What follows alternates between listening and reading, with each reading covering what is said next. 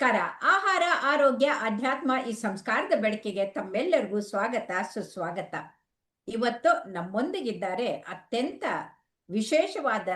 ವಿಶಿಷ್ಟವಾದಂಥ ನ್ಯೂರೋಸರ್ಜನು. ಅವರು ಡಾಕ್ಟರ್ ಶಿವಶಂಕರ್ ಮರಜಕ್ಕೆ. ಇವರು ಕರ್ನಾಟಕದಲ್ಲಿ ಹುಟ್ಟಿದ್ರು ಕೂಡ ಭಾರತದ ಬೇರೆ ಬೇರೆ ಭಾಗದಲ್ಲಿ ಓದಿ ಈಗ ನ್ಯೂರೋಸರ್ಜನ್ ಆಗಿ at Siddhagiri advance neuro centre and research ಕೊಲ್ಲಾಪುರ್ನಲ್ಲಿ ಕೆಲಸ ಮಾಡ್ತಾ ಇದ್ದಾರೆ.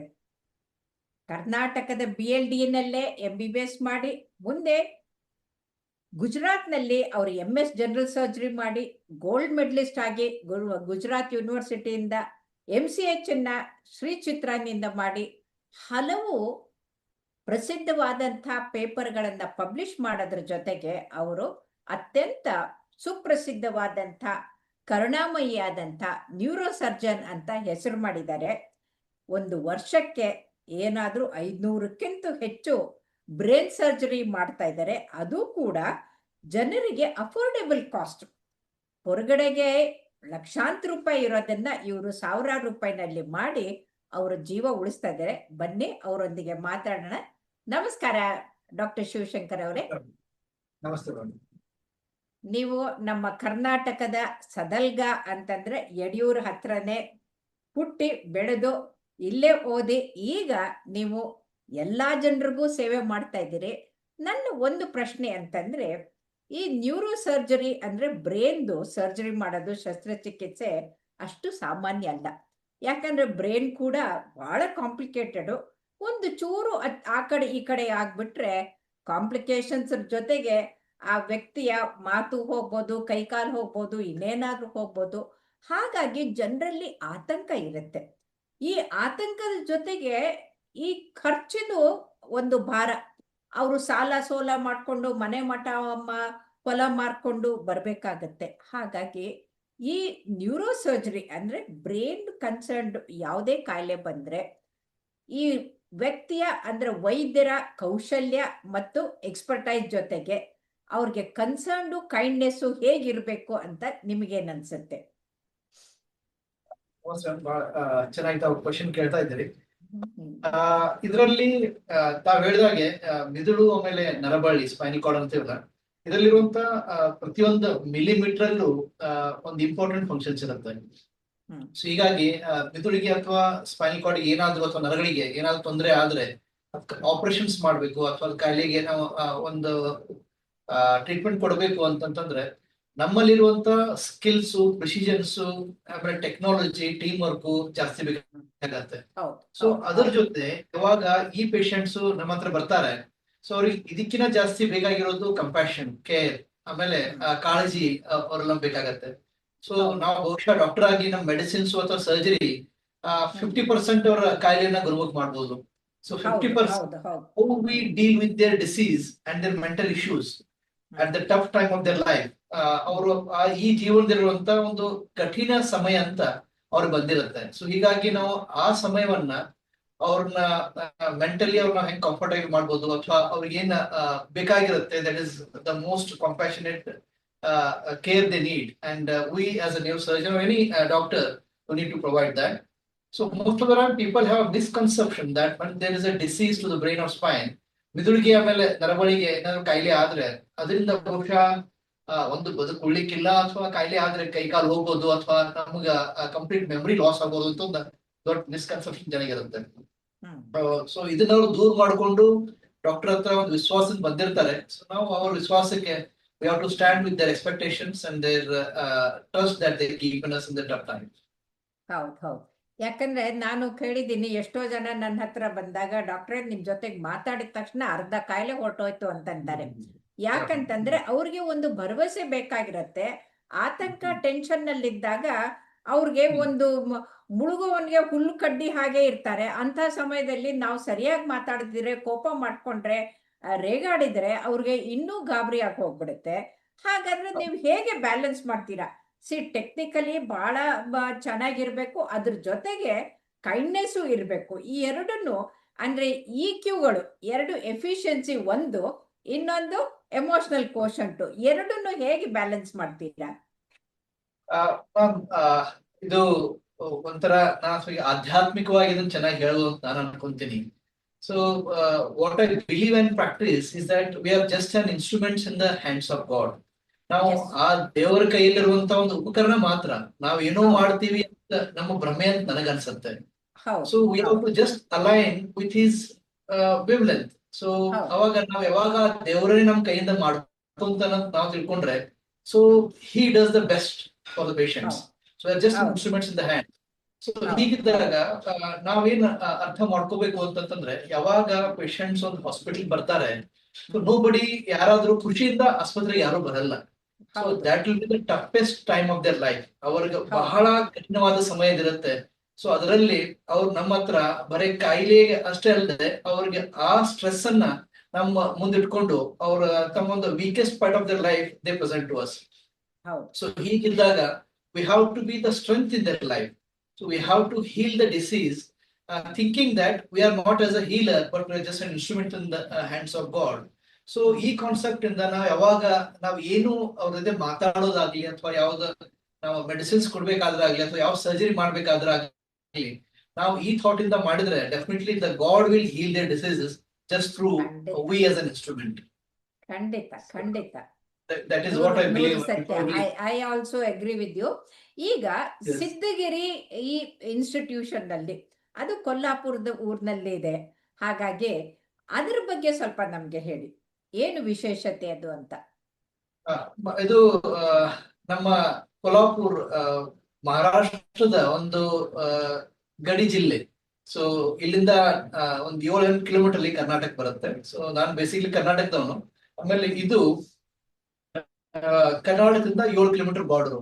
ಸೊ ಹೀಗಾಗಿ ನಮ್ಮ ಆಸ್ಪತ್ರೆ ಸಿದ್ಧಗಿರಿ ಆಸ್ಪತ್ರೆ ಮತ್ತು ರಿಸರ್ಚ್ ಸೆಂಟರ್ ಇದು ಕನೇರಿ ಮಠ ಅಂತ ಒಂದು ಚಿಕ್ಕ ಗ್ರಾಮದಲ್ಲಿದೆ. ಸೊ ಕೊಲ್ಹಾಪುರದಿಂದ ಒಂದು 20 ಕಿಲೋಮೀಟರ್ ದೂರದಲ್ಲಿ ಒಂದು 5,000 ಪಾಪ್ಯುಲೇಷನ್ ಇರುವಂತ ಈ ಹಳ್ಳಿಯಲ್ಲಿ ನಮ್ಮ Siddhagiri hospital and research centre ಅಂತ 2010ರಲ್ಲಿ ನಮ್ಮ ಕಾಡಸಿದ್ದೇಶ್ವರ ಸ್ವಾಮೀಜಿಯವರು, ಅಂದ್ರೆ ಈಗ ಪ್ರೆಸೆಂಟ್ಲಿ ಇರೋದು 49ನೇ ಮಠಾಧಿಪತಿಯಾದ ಅದೃಶ್ಯ ಕಾಡಸ ಸ್ವಾಮೀಜಿಯವರು 2010ರಲ್ಲಿ ನಿರಾಧಾರರಿಗೆ ಆಧಾರ ಅನ್ನೋ ಒಂದು ತತ್ವದಡಿಯಲ್ಲಿ ನಮ್ಮ ಆಸ್ಪತ್ರೆಯನ್ನು ಸ್ಟಾರ್ಟ್ ಮಾಡಿದ್ರು.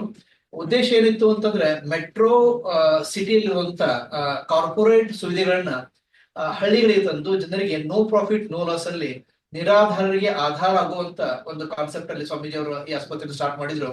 ಸೊ ನಾನು ಇದರಲ್ಲಿ 2015ರಲ್ಲಿ ನಾನು ಈ ಆಸ್ಪತ್ರೆಯಲ್ಲಿ ಜಾಯ್ನ್ ಆಗಿದ್ದೀನಿ. ಸೊ ಈಗ ಆಲ್ಮೋಸ್ಟ್ ಈಗ 11 ವರ್ಷ ಆಗಿ 12ನೇ ವರ್ಷ ಸ್ಟಾರ್ಟ್ ಆಯ್ತು.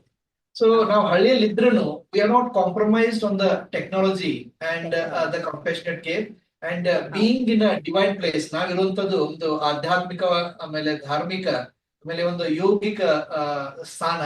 ಇದಕ್ಕೆ ಸಿದ್ಧಗಿರಿ ಅಂತಾರೆ, ಸಿದ್ಧಿಯವರ ಸ್ಥಾನ ಇದು. ಸೊ ಇದರಲ್ಲಿ ಸ್ಟ್ರಾಂಗ್ ವೈಬ್ರೇಷನ್ಸ್ ಇದೆ, ಆಧ್ಯಾತ್ಮಿಕ ವೈಬ್ರೇಷನ್ಸ್ ಇದೆ. ಇದನ್ನು ಕೂಡ ಆಮೇಲೆ ನಿಸರ್ಗರಮ್ಯ ಇರುವಂತ ವಾತಾವರಣ, ಸುತ್ತಮುತ್ತ ಒಂದು 2-3 ಕೆರೆಗಳಿವೆ. ಆಮೇಲೆ ಹಳ್ಳಿ ಇರೋದ್ರಿಂದ ಸುತ್ತಮುತ್ತ ಎಲ್ಲಾ ಗ್ರೀನ್ ಇದೆ, ಕಾಡುಗಳ ಹತ್ರ ಬಹಳಷ್ಟು ಗಿಡ ಮರಗಳಿವೆ. ಸೊ ಇವೆಲ್ಲಾ ಕೂಡಿಸಿ ಜನರಿಗೆ ಟೆಕ್ನಾಲಜಿ ಟೀಮ್, ಆಮೇಲೆ ಕಂಪ್ಯಾಷನೇಟ್ ಕೇರ್, ಅದ್ರ ಜೊತೆ ನಿಸರ್ಗರಮ್ಯ ವಾತಾವರಣ, ಆಮೇಲೆ ಆಧ್ಯಾತ್ಮಿಕವಾದಂತ ವಾತಾವರಣದಲ್ಲಿ ಒಂದು ಒಳ್ಳೆ ಹೀಲಿಂಗ್ ಎನರ್ಜಿ ನಾವು ಅವರಿಗೆ ಕೊಡ್ತೀವಿ. ಅದರಿಂದ ಚೆನ್ನಾಗಿ ಅವ್ರು ಗುಣಮುಖ ಆಗ್ತಾರೆ. ಆಮೇಲೆ ಇದರಲ್ಲಿ ಯಾವ್ದು ಇಂಟೆನ್ಷನ್ಸ್ ಭಾರಿ ಪ್ಯೂರ್ ಆಗಿದೆ. ನಾವು ದುಡ್ಡು ಗಳಿಸ್ಬೇಕಂತಿಲ್ಲ, ಜನರ ದುಡ್ಡು ಉಳಿಸಬೇಕು, ಆಮೇಲೆ ಒಳ್ಳೆ ಟೆಕ್ನಾಲಜಿ ಯುಕ್ತ ಟ್ರೀಟ್ಮೆಂಟ್ ಕೊಡ್ಬೇಕಂತ ಉದ್ದೇಶದಿಂದ ಈ ಆಸ್ಪತ್ರೆಯನ್ನ ಸ್ಟಾರ್ಟ್ ಮಾಡಿದ್ದಾರೆ. Very good. ಬಹಳ ಬಹಳ ಒಳ್ಳೆ ಕೆಲಸ. ಯಾಕಂತಂದ್ರೆ ಈ ಬೆಂಗಳೂರಂತ ಇರೋರ್ಗೆ ನಮ್ಗೆ ನಿಮ್ಹ್ಯಾನ್ಸ್ ಇದೆ, ಆದ್ರೂ ಅಲ್ಲೂ ರಶ್ ಇರುತ್ತೆ. ಆಮೇಲೆ ಅದು ಬಿಟ್ರೆ ಪ್ರೈವೇಟ್ ಬೇಕಾದಷ್ಟು ಇರುತ್ತೆ.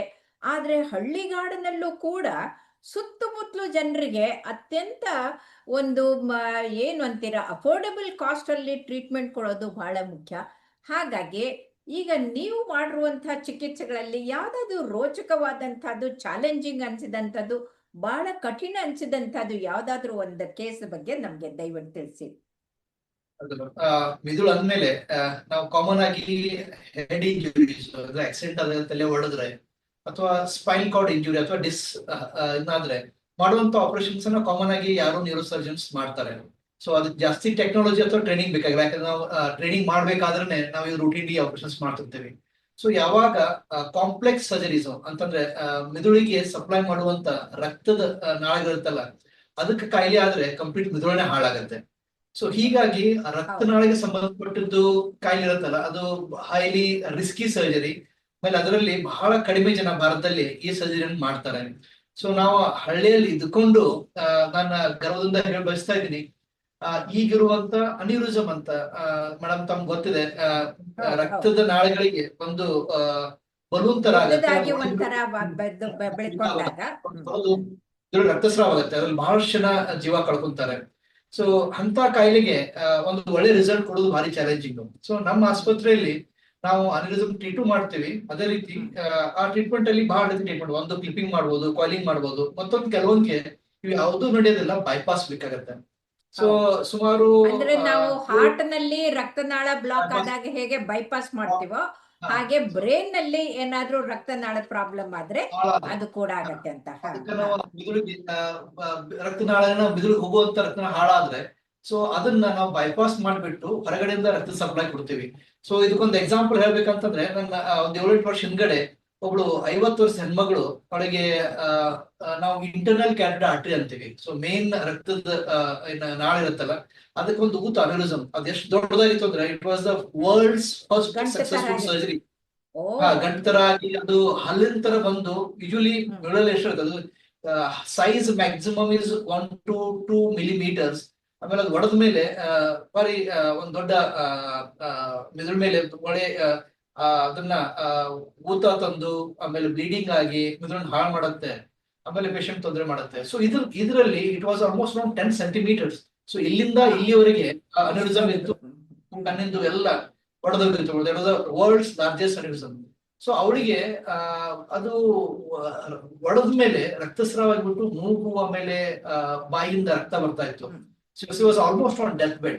ಸೊ ಅವಳಿಗೆ ಇದಕ್ಕಿಂತ ಮುಂಚೆ ಬೆಂಗಳೂರಲ್ಲಿ ಒಂದು ಆಸ್ಪತ್ರೆಯಲ್ಲಿ ಹೋಗಿ ಅವರು ಬೈಪಾಸ್ ಆಪರೇಷನ್ಸ್ ಬೇಕು ಅಂತ ಹೇಳಿದ್ರು. ಪಾಪ ಅವರು ಹಳ್ಳಿಯಿಂದ ಒಂದ್ 7 ಸಲ ಹೋಗಿ ಬಂದ್ರು, ಬಟ್ ಅವ್ರಿಗೆ ಅಪಾಯಿಂಟ್ಮೆಂಟ್ ಸಿಗ್ಲಿಲ್ಲ ಅಥವಾ ಸರ್ಜರಿ ಮಾಡ್ಲಿಕ್ಕೆ ಆಗ್ಲೇ ಇಲ್ಲ. ಸೊ ಅವ್ರು ಬಿಟ್ಬಿಟ್ಟಿದ್ರು. ಸೊ ಆ ಸಮಯ ನಮ್ಮ ಹತ್ರ ಬಂದಾಗ that is one of the most challenging ಆಮೇಲೆ ಹೈಲಿ ರಿಸ್ಕಿ ಸರ್ಜರಿ. ಸೊ ನಾವೇನ್ ಮಾಡ್ತೀವಿ ಅಂತಂದ್ರೆ, ಕೈಯಲ್ಲಿರುವಂತ ಈ ರೇಡಿಯಲ್ ಆರ್ಟರಿ, ಹಾರ್ಟ್ ಬೈಪಾಸ್ ಅನ್ನು ಬಳಸ್ತೀವಿ. ಅದನ್ನ ಸೊ ಅದನ್ನ ನಾವು ಇಲ್ಲಿ ಕುತ್ತಿಗೆರುವಂತ ಎಕ್ಸ್ಟರ್ನಲ್ ಕ್ಯಾಥೋಡಿಕ್ ಜೋಡಿಸ್ತೀವಿ. ಆಮೇಲೆ ಅದನ್ನ ಮಿದುಳೊಳಗೆ ಇಲ್ಲಿಂದ ಕೆಳಗಿಂದ ಟನಲ್ ಮಾಡ್ಕೊಂಡ್ಬಿಟ್ಟು ಮಿದುಳೊಳಗೆ ಒಳಗೆ ತಗೊಂಡು ಹೋಗಿ ಮಿದುಳಿನ ಹತ್ರ ಇರುವ ರಕ್ತದ ನಾಳ ಜೊತೆ ಅದನ್ನ ಜೋಡಿಸ್ತೀವಿ. ಸೊ ಅವಾಗ ಮೇನ್ ರಕ್ತದ ನಾಳ ಯಾವ್ದು ಹಾಳಾಗಿರುತ್ತಲ್ಲ ಅಂತ ಇಲ್ಲೇ ಬಂದ್ ಮಾಡ್ಬಿಡ್ತೀವಿ. ಸೊ ಹಾಳಾದ ರಕ್ತ ಮುಖಾಂತರ ರಕ್ತ ಹೋಗೋದೇ ಇಲ್ಲ. ಸೊ ಹೊರಗಿನಿರುವಂತ ರಕ್ತನಾಳ ಮುಖಾಂತರ ನಾವು ಬೈಪಾಸ್ ಮಾಡಿದ್ರ ಬ್ಲಡ್ ಹೋಗುತ್ತೆ, ಆಮೇಲೆ ಬ್ರೈನ್ ಅಲ್ಲಿ ಸೇವ್ ಮಾಡುತ್ತೆ. ಸೊ ಅಂತ ಆಪರೇಷನ್ಸ್ ಅವಳಿಗೆ ಪ್ರೈವೇಟ್ ಅಲ್ಲಿ ಅನ್ಯೂರಿಸಮ್ ಅನ್ನ ಅದನ್ನ ಕ್ಲಿಪ್ ಮಾಡಿ ಅದನ್ನ ಇದ್ ಮಾಡ್ಬಿಡ್ತೀರಿ. ಅನ್ಯೂರಿಸಮ್ ಇಲ್ಲೇ ಸಪ್ಲೈ ಬಂದ್ ಮಾಡಿದ್ರೆ ಅನ್ಯೂರಿಸಮ್ ಕ್ಲೋಸ್ ಮಾಡ್ಬಿಟ್ರೆ ಅದು ಬಂದ್ ಆಗ್ಬಿಡುತ್ತೆ. ಹೌದು, ರಕ್ತ ಹೋಗೋದಿಲ್ಲ. So that the disease is cured. And ಈ ಕಡೆಯಿಂದ ಹೋಗುವಂತ ರಕ್ತನಾಳದಿಂದ ಮಿದುಳಿಗೆ ಸಪ್ಲೈ ಆಗುತ್ತೆ. ಸೊ ಮಿದುಳಿನ ತೊಂದರೆ ಏನಂತಂದ್ರೆ, ಹಾರ್ಟ್ ಅಲ್ಲಿ ಓಪನ್ ಆಗಿ ಜಾಗ ಇರುತ್ತೆ, ಆಮೇಲೆ ನಾವು ಬೈಪಾಸ್ ಮಾಡ್ಬೋದು. ಮಿದುಳಲ್ಲಿ ಕ್ರಿವೈಸಸ್ ಅಲ್ಲೇ ರಕ್ತನಾಳಗಳು ಇರ್ತವೆ. ಆಮೇಲೆ ರಕ್ತನಾಳ ಸೈಡ್ ಅಲ್ಲಿ ಇರುವಂತ ಮಿದುಳು 1 millimeter ಹಾಳಾದ್ರೂ ಡ್ಯಾಮೇಜ್ ಆಗುತ್ತೆ. ಸೊ ಹೀಗಾಗಿ this requires highest level of skills. ಆಮೇಲೆ any wrong move can completely damage the patient. Complete ಮಿದುಳು ಹಾಳಾಗಬಹುದು, ಜೀವ ಹೋಗ್ಬೋದು. Successfully we could complete the surgery and patient we discharged in completely good health. And for the last 8 years ಇಂದ patient ಚೆನ್ನಾಗಿದ್ದಾರೆ, follow ಬರ್ತಾಳೆ. So ಇಂಥ operations ನಾನು ಯಾಕೆ ಹೇಳಿದೆ ಅಂತಂದ್ರೆ, ಇಂಥ ಆಪರೇಷನ್ಸ್ ಮಾಡುವಂತ ರೆಗ್ಯುಲರ್ ಮಾಡುವಂತ ಭಾರತದಲ್ಲಿ ಬ್ರೈನ್ ಬೈಪಾಸ್ಗೆ 7 ರಿಂದ 8 ಸೆಂಟರ್ ಮಾತ್ರ ಇವೆ, ಇವನ್ ಮೆಟ್ರೋ ಸಿಟೀಸ್ ಅಲ್ಲಿ ಹಿಡ್ಕೊಂಡ್ಬಿಟ್ಟು. ಸೊ ಹಳ್ಳಿಯಲ್ಲಿ ಮಾಡುವಂತ ಇಂಥ ಒಂದು ಆಪರೇಷನ್ಸ್ ನ ನನಗನ್ಸುತ್ತೆ ನಾವು ಭಾರತದಲ್ಲಿ ನಾವು ಒಂದೇ ಸೆಂಟರ್ ಅಂತ ನಾನು ಅನ್ಬೋದು. ಸೊ ಅದು ನಮ್ಗೆ ಹೆಮ್ಮೆಯ ವಿಷಯ. ಯಾಕಂದ್ರೆ ಹಳ್ಳಿಯಲ್ಲಿ ಇದ್ಕೊಂಡು ನಾವು ಟಾಪ್ ಟೆಕ್ನಾಲಜಿ ಯೂಸ್ ಮಾಡ್ಕೊಂಡು ಹೈಯೆಸ್ಟ್ ಸ್ಕಿಲ್ ಸರ್ಜರಿನ no profit no loss base ನಾವು ಕ್ಯಾಟರ್ ಮಾಡ್ತೀವಿ. ತುಂಬಾ ತುಂಬಾ ತುಂಬಾ ಸಂತೋಷ, ಅಭಿನಂದನೆಗಳು.